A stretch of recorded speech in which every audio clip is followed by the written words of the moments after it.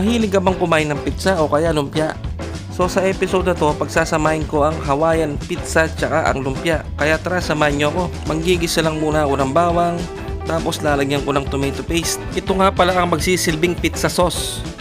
At haluhaluin ko lang muna mga kasolid, tapos isusunod ko lang ilagay yung tomato sauce. At start ko na sangkapan ng asin, pamintang durog, tapos maglalagay din ako ng asukal, tapos haluin ko hanggang sa malusaw yung asukal. At dahil luto na mga solid, papalamigin ko lang. Tapos iiwain ko na rin yung cheese. Yan, ganyan kalaki, okay na yan. At start na akong gumawa ng lumpia mga solid. Naglagay lang ako ng pizza sauce yung ginawa ko kanina. Tapos lalagyan ng ham. Ilalagay ko na rin yung cheese. Tapos pineapple tidbits. Para Hawaiian na Hawaiian pizza ang lasa ng lumpia natin mga solid.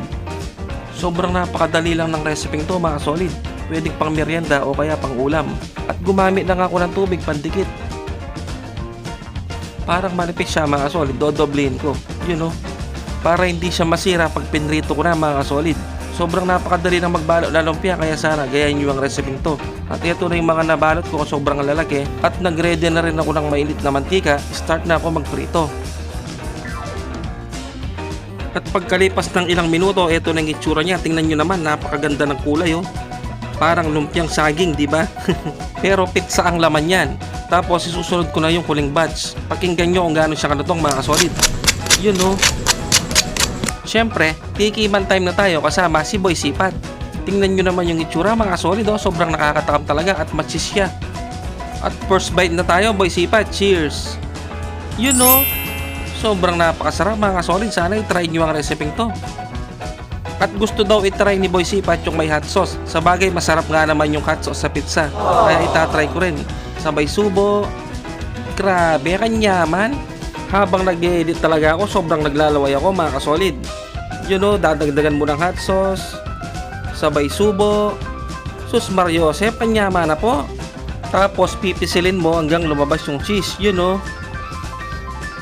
Gusto pa daw ni Boy Sipat. Tapos maglalagay uli ako ng hot sauce. Talaga napakasarap ng may hot sauce mga kasolid. Hindi siya masyadong maanghang dahil may cheese yung lumpia natin.